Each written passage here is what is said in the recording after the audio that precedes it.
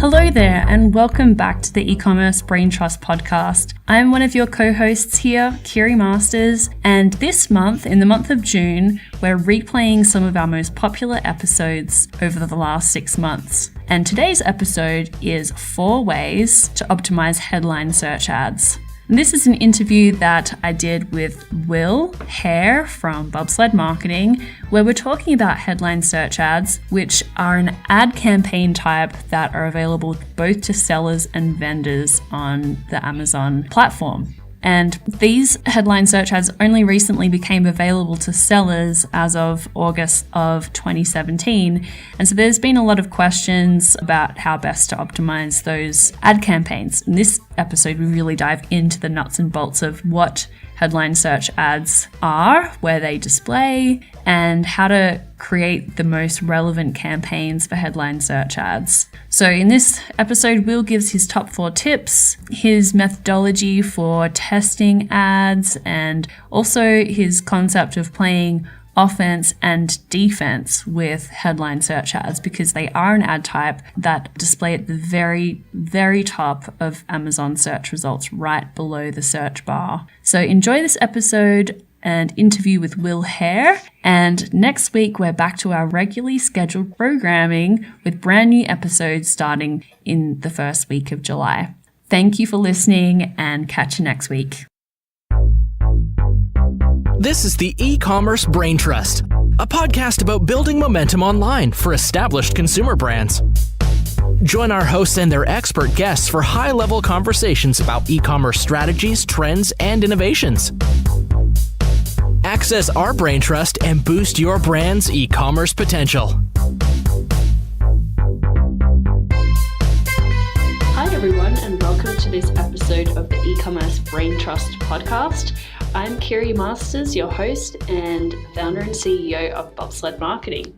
And in this episode, we're going to be talking with a member of the Bobsled Marketing team, Will Hare, who is a PPC manager. And we're going to be talking about headline search ads. So headline search ads are an ad type that were introduced to the Seller Central platform in August of 2017. And this is a pretty new ad type for the platform. Previously, it was just available on Vendor Central. So in that time, in the last few months, many brands have recognized how effective headline search ads can be to literally buy your way to the top of search results. They could also be used to steal attention away from competitors and send them to your products instead, and also to build brand awareness at the top of the consumer purchase lifecycle funnel. So of course, because other brands on Seller Central now have access to this ad type, it's become more competitive and therefore even more important to be running headline search ads that actually convert. So otherwise, you'll be wasting a lot of ad spend and time managing ads that are not actually working and making money for your brand. So here we have Will Hare, again, a PPC manager at Bobsled Marketing. I'm going to be doing this quick interview with Will about his top tips for boosting conversions with headline search ads, and I'll come back after the interview to wrap things up.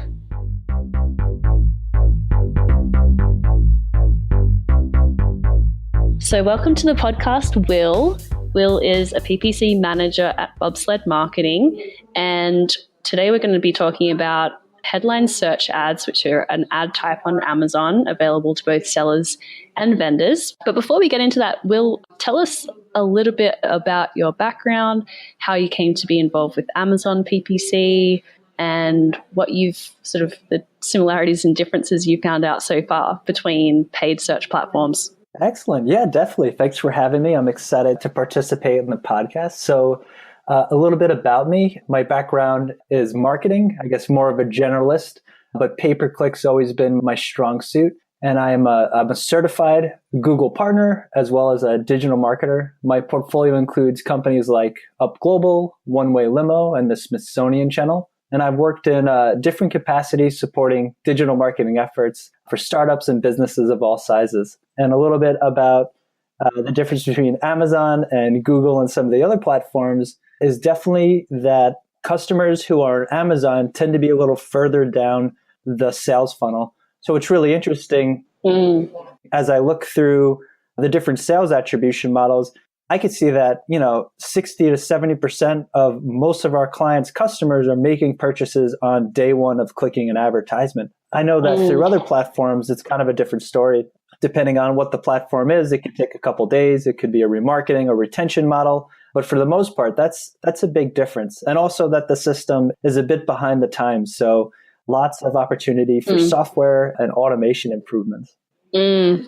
Yeah, that's a great point. I mean, that's why a lot of brands end up working with an agency like Bobsled, because it's a lot more time consuming to manage the platform than other ad platforms. There's less of an ecosystem around it. It's less sophisticated, and ultimately there's a whole swag of underlying operational things that need to be in place to make ads even run. Cool. Well, today, we're going to talk about headline search ads. So why don't you tell us a little bit about what headline search ads are? Of course. Headline search ads are banner ads that promote products right on top of search results. Headline ads are top of the funnel advertisements geared towards brand awareness. So what's really great about headline ads is that they take up prime real estate on a page for a specific search query, and they give brands the unique opportunity to kind of identify themselves and to showcase key products and key features that customers may be searching for. So it's an excellent opportunity as somebody who's promoting brands to get your brand out there.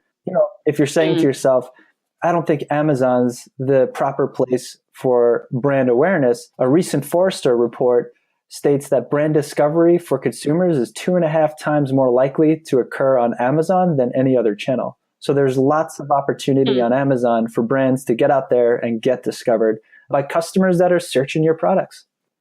Interesting. And what would you say to like the commentary around web users, particularly millennials apparently, are becoming blind to banner advertising? Do you think that is the case on Amazon as well, or does this ad type and the way it's displayed work a little bit differently? I think the way that it's displayed works a little bit differently. I think, to your point earlier, the simplicity behind the platform definitely makes a big difference. And also showcasing products that have good reviews and that are hyper relevant to what these customers are searching, it's almost a no-brainer. A lot of the ambiguity is taken out, and Amazon doesn't really give us much of a choice, so it's even better.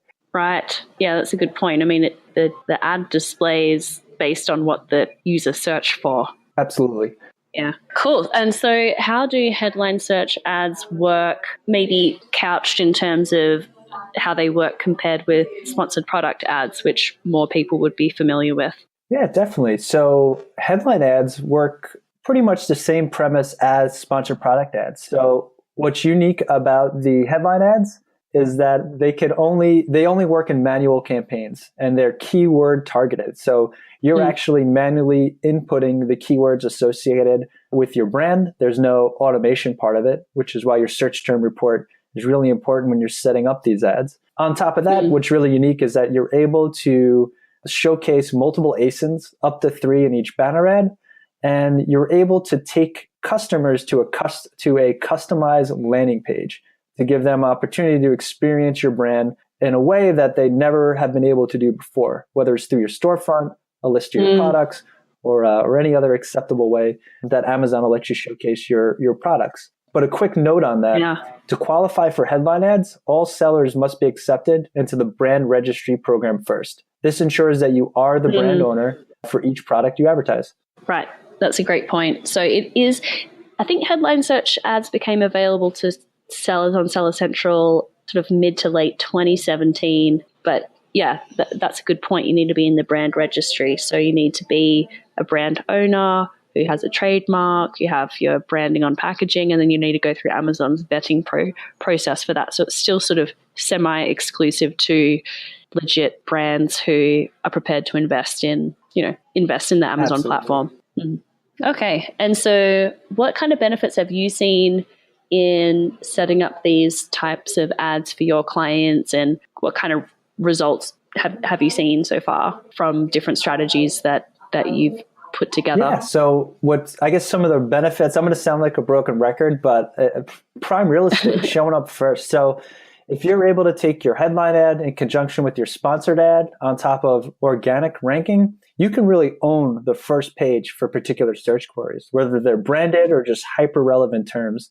And this is a great way to get more customers to your product pages, to get brand awareness, and a good way just to get yourself out there and promoted. So when I look at setting up headline ads, I definitely like to focus on keywords and groupings that make the most sense and that are opportunities for upsells or to showcase a variety of products that you have in your inventory. And then a second feature or benefit is being able to advertise multiple ASINs at one time. So not only do you get to showcase your brand or your logo and a brief headline, 50-character description on what makes your brand great or what problem you're solving, you also get to showcase either your top sellers, varieties on particular products, or opportunities for upsell all through this one banner ad. And like I said, if it's coupled with other advertisements and organic results, dominating the first page is really going to drive conversions back to your brand and sales. Right. Yeah, it's a good point. So and it sounds pretty compelling for what you said, but what's the catch? Like, what kind of situations would you not recommend a client to start using headline search ads? So I actually always recommend somebody using headline search ads, and it's only because I believe in testing. You should always at least my opinion, you should always let market forces dictate where you advertise and where you don't. But obviously, if you don't have 3 products, which is very unlikely with everyone we work with, or you're not able to get accepted to the brand registry program, those would be the only 2 cases where obviously it's not right to try headline ads.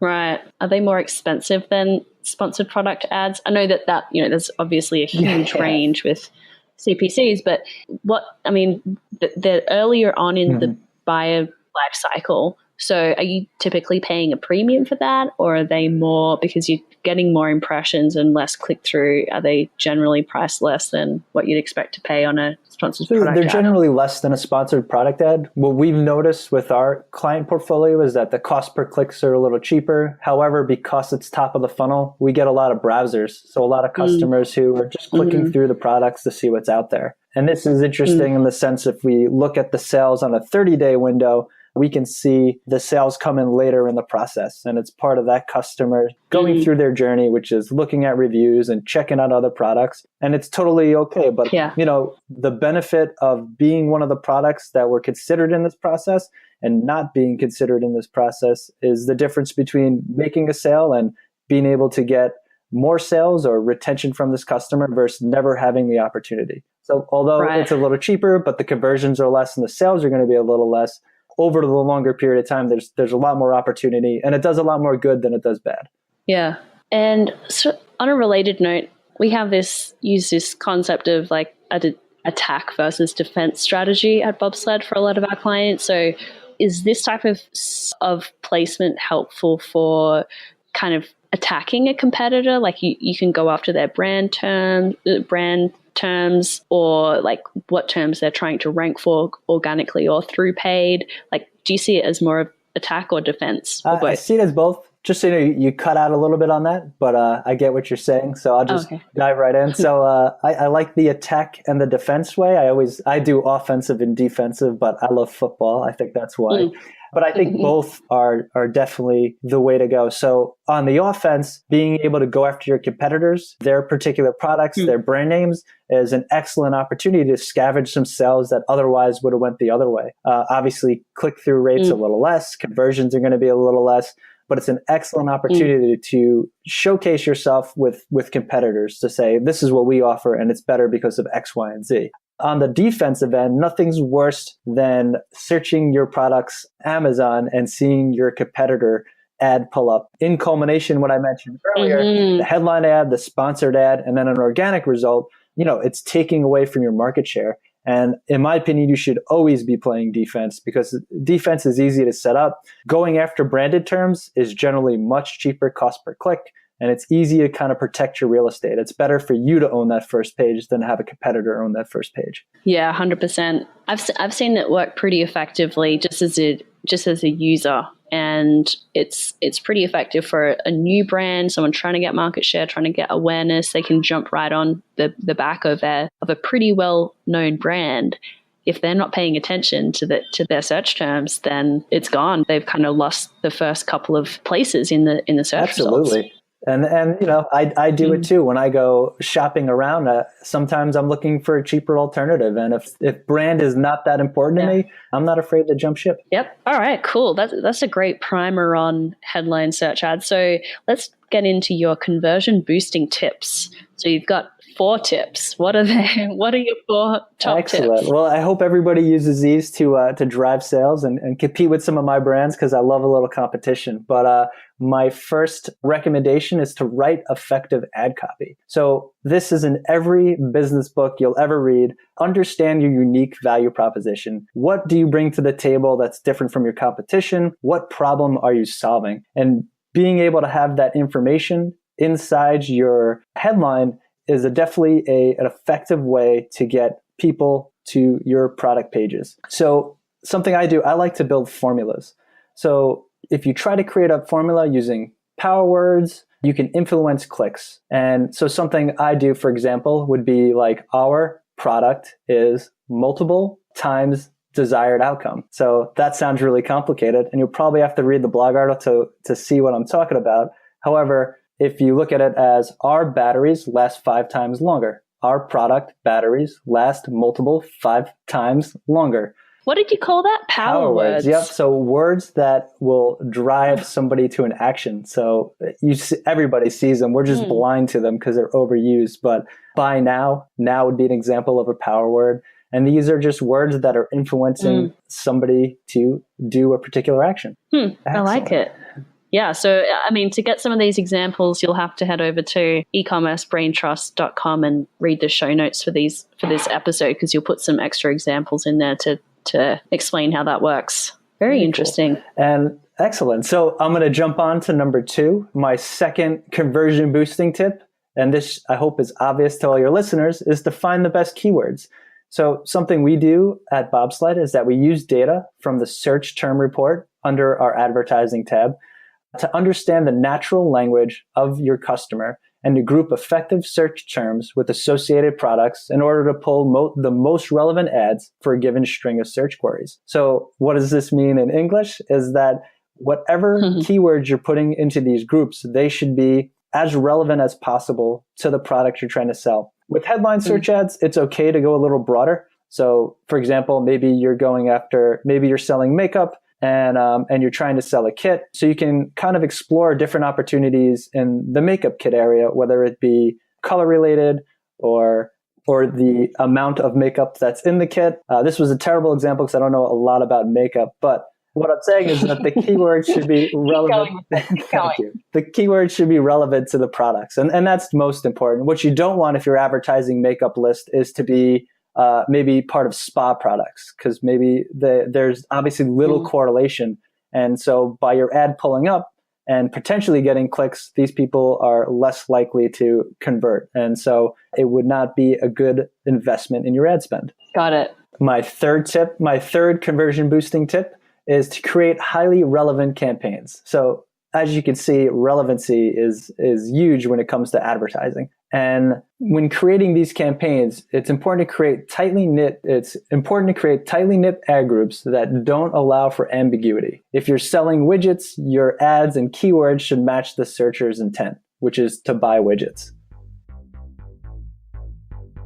So I hope that interview with Will was illuminating. And I found it interesting that he said that most brands are going to benefit from headline search ads. So he pretty much always recommends exploring them for every client that he works with. That's because there's different applications like building consumer awareness, defending your competitive position, or even attacking a competitor's position, or as Will says, playing offense and defense. As for the strategies that Will mentioned, I saw a common theme, and that is acting like a scientist, designing an experiment, testing it, measuring the results, and iterating on them. So even for brands who already know their target customer really well, through other sales channels. Sometimes those customers behave differently in an Amazon environment, so you still want to be testing those conclusions that you've come to in a different context. And finally, just to wrap things up, if you're looking for details about those examples that we shared, check out the show notes for this episode.